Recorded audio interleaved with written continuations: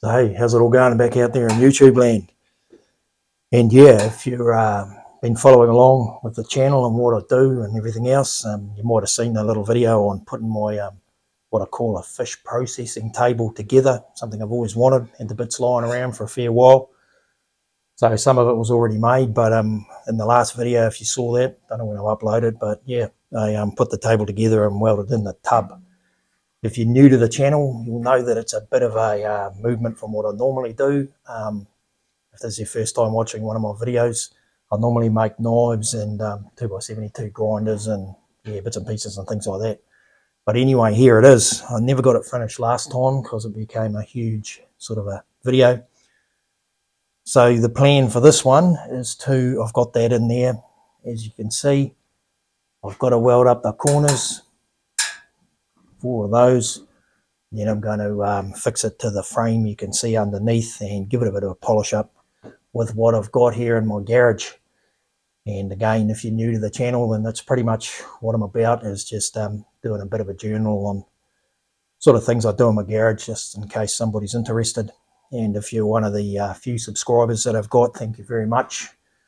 That really helps me a lot, and I appreciate your support. So without much more jibber jabber, we'll rock on and yeah, like I said, do the corners, figure out a way to fix it to the frame, and give it a bit of a polish up of what I got, which will be pretty minimal because I don't have much. And we'll blaze on from here, yeah. So let's go.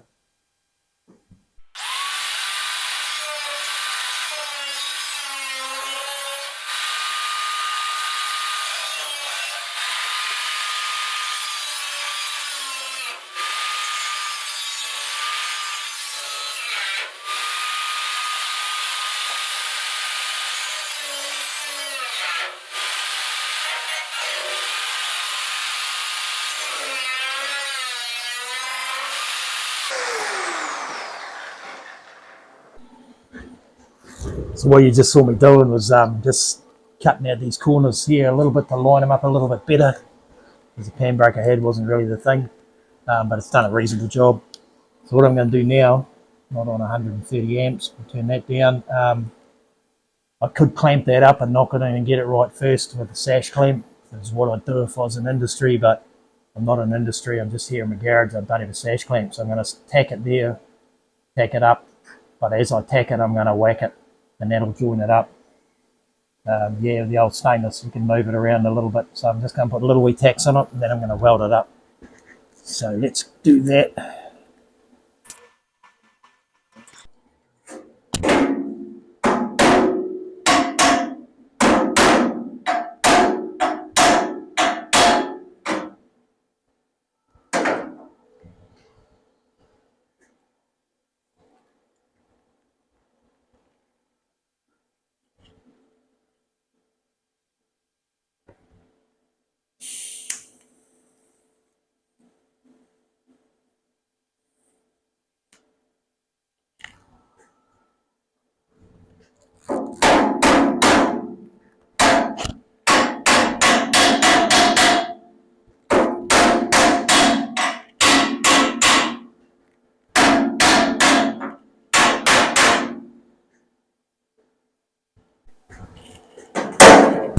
Of course, anywhere it's touching is where I'll tack it naturally and knock the rest in. Just touching up on here, I think. I'm not too worried about the corners.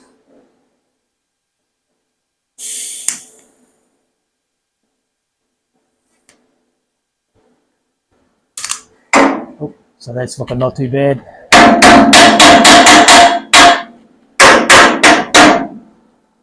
It's good enough.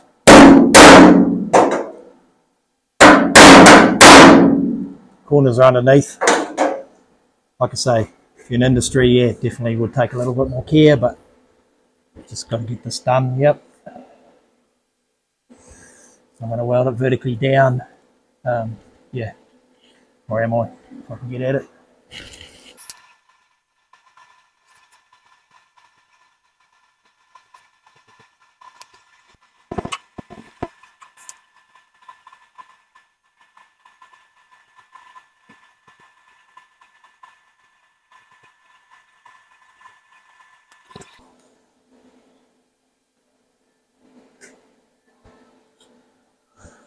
So if you can see that, kick the camera a couple of times. Got a bit of misalignment on top, but it'll be all right. Got that on there. You might see a few humps here with the where the tacks are. That's why if you put sash clamps on and get it touching and tack it on the corner, then you can just fuse it up. But that's good enough for now because I hit that with a flap wheel before we finished. Yep. And that's that. So that's one corner. Good to go. So you can see there I've just tacked the corner, given it a whack in. I'm going to weld this one vertically up. Do you need to go vertically up? Yeah, structural steel welding and stuff like that. For structures, yeah, you probably do. For TIG welding, in my opinion, it doesn't really matter. No, it doesn't really matter. If you get full penetration out, it doesn't matter how you do it. Of course, it's only my opinion. What will happen when you're going vertically up is you have to go a little bit slower and you get a lot more control of your molten pull, which can be important.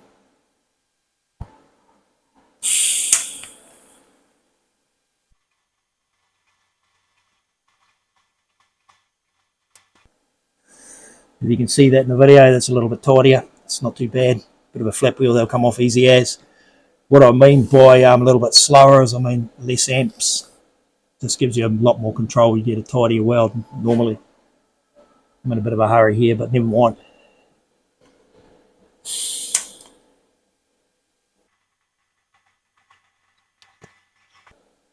What you tend to do as well, if you're new to welding stainless steel, you tend to linger with your post flow just so the weld doesn't go black here. Nice. One more corner to go and that's all the welding. So I'll do that and that's that. So yeah, that's all the welding done on here for now. Pretty much all of it done really. I'll have to figure out a way of fixing it to the frame, but that will come later. So what I'm going to do now is start to give it a bit of a clean up. So I'm just going to flapper wheel these with these little flap wheel things like I've got here, 120s, 180s and 60s. I've got a bit of a collection here that I've accumulated over the centuries I've been in the trade. Most of them are bought and all the rest of it, but leftovers, throwaways, whatever. Anyway, they are there, so that's cool. And I'm just going to use my little tool shed end grinder here. And I'm just going to give them a bit of a scuff. These middle welds here, I don't think I'm going to do anything with them. Don't really need to.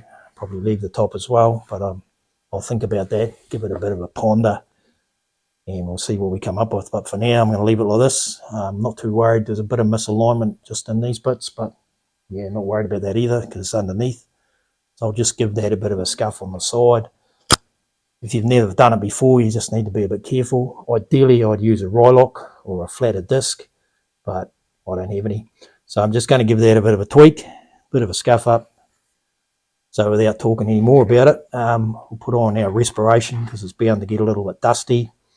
We'll swap over to our action cam if that still works, and we'll get stuck into it.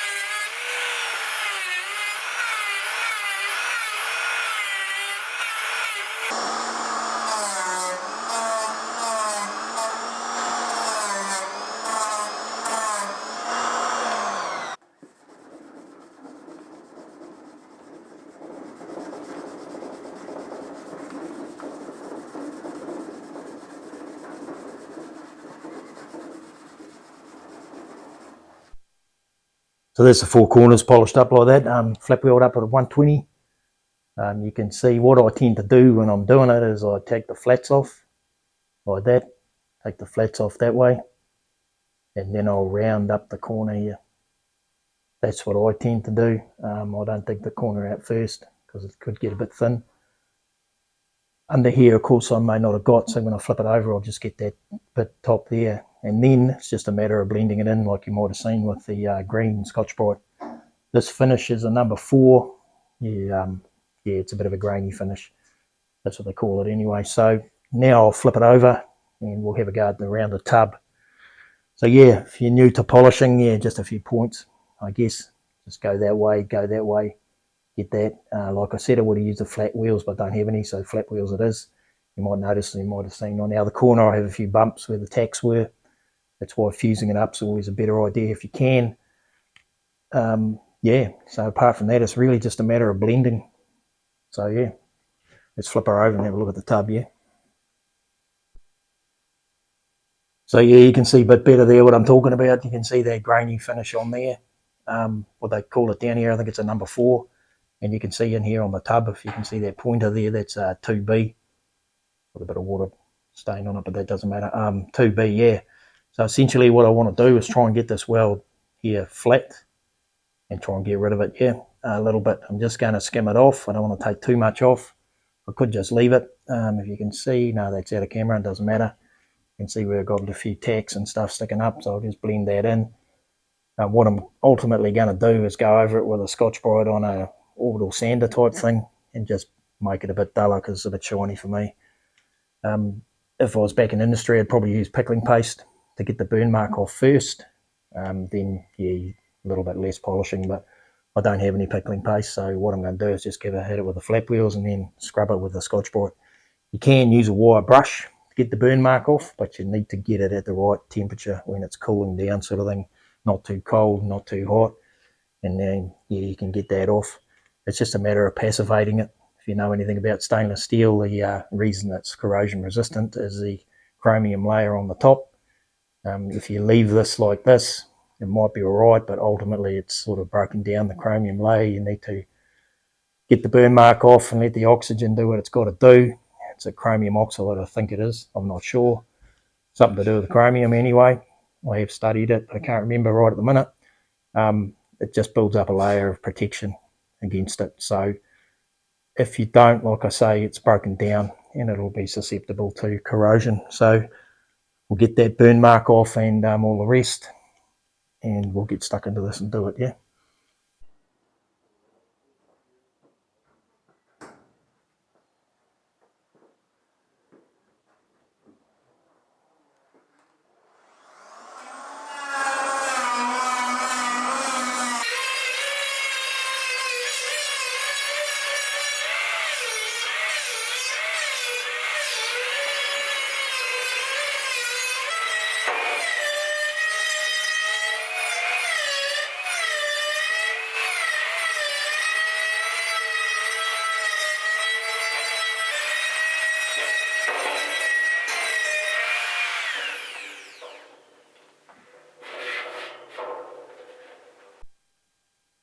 So there we go. There's the first side finished. I don't know how well you can see that in the video, but yeah, run down there. Yeah, good enough for me. In the industry, of course, I'd have a lot better gear, so or different gear. It's a bit ripply, if you can see that down there. I might do a close-up on it as well. There's a wee bit of a hole in there, and what you should do with holes, I should touch it up with a TIG. It's all sealed, it's not going to leak, I know that. The reason it's a bit ripply is because the old flap wheel's round and I'm trying to keep that air there straight. You might have also noticed if I put it in the footage that I've used, I did find a Rolex, but I haven't, or Rolex or whatever they call them, I don't know, something like that. These things come off the end, just screw in. Yeah, but I haven't got many discs for it at this stage. I'm not going to buy any because I'll just make do with what I got. But yeah, there we go. I've also found 2 sanding discs. Sanding discs being flat, but you need to keep them flat. If you've never done it before, keep them flat on there and be careful that you just don't dig in, yeah? So I'll try those on the other parts of it, and I did end up doing that weld, but I didn't take it right off because I don't want it cracking.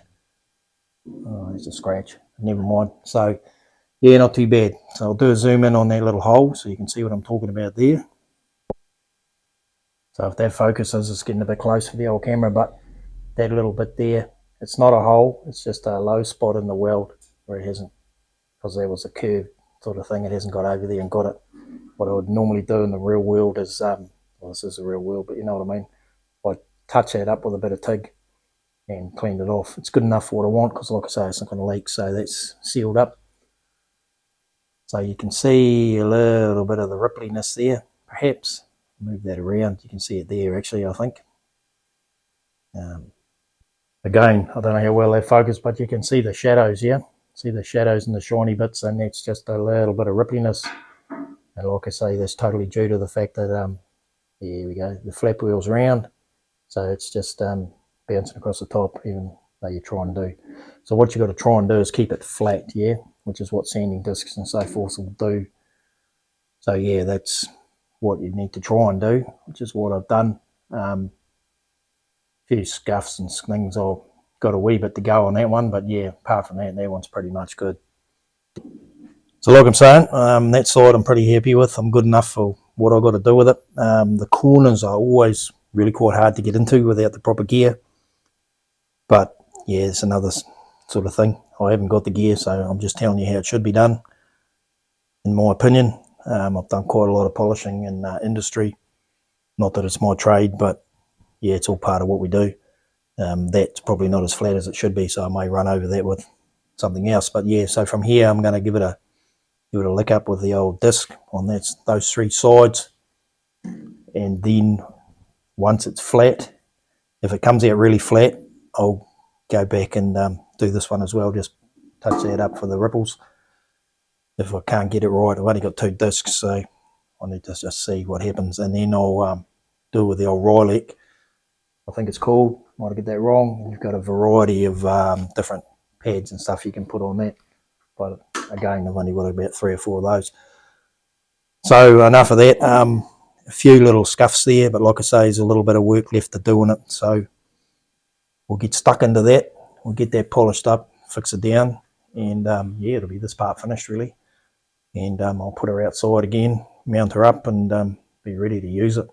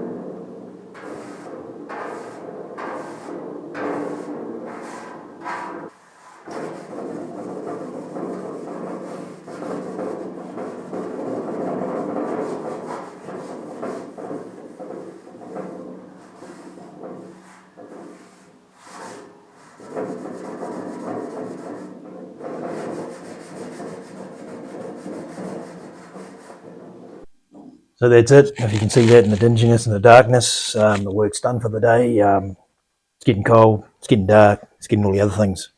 But yeah, they come up pretty good. So you've just seen a bit of a fast forward of the old polishing around there, most of it anyway. And yeah, have to say with what I've got, it has come up pretty good. I'm happy with that. So I've given it a bit of a blend in with the old green Scotch-Brite, as you do. And from there, what I'm going to do is peel the PVC, because like you've seen, it's a number 4 finish, which are a little bit shiny. So what I'm going to do, I'm going to give a real fine disc on the bottom of that orbital and just run over the whole thing. And then to finish it off, I'm going to use this one here with the green Scotch-Brite on it. A bit of rain on the roof, so hopefully you can still hear this going on. But yeah, a bit of green Scotch-Brite, and yeah, put a bit of peanut oil on it. It just blends it all into like a 2B finish. I'm not going to use peanut oil because I haven't got any. Don't seem to have much at all, you might note. I'm going to use kerosene, which is a good alternative. And then I'll give it a clean off. I'll fix on some underneath. I'm just going to lightly tack on some threaded rod, 6mm, bolt it down, stick it outside, and get ready to process some fish if we have a good season this year. So yeah, that's about it in a nutshell. If you want me to go into the polishing in a bit more depth, just let me know in the comments and I'll do my best to go over it with what I've got. I'll give you a theory anyway. It's like I say, I have done a fair bit of it. Yeah, with what I had, it's pretty good. I'm happy with it. It's going outside anyway. It's just going to sit there and yeah, wait till we can catch some fish, like I said. So I'll get all that done. I don't know if I'll put some footage into that because it's pretty boring anyway, but I'll get it outside, do an outro, and yeah, thanks for coming and thanks for watching.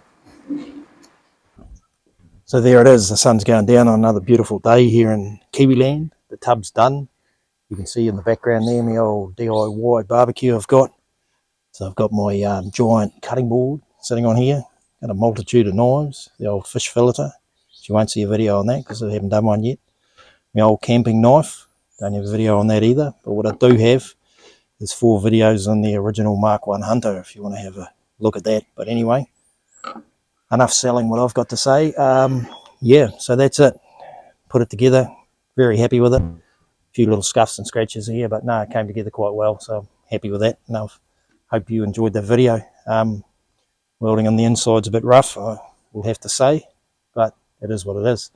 So that's going to work well. So all we've got to do now is just hope for a good fishing season and wait for the fish, and I can process them and my other food for the barbecue. So once again, thanks for watching, and I hope you've really enjoyed the video or not. And but I do hope this day has found you safe and well. So yeah, over and out.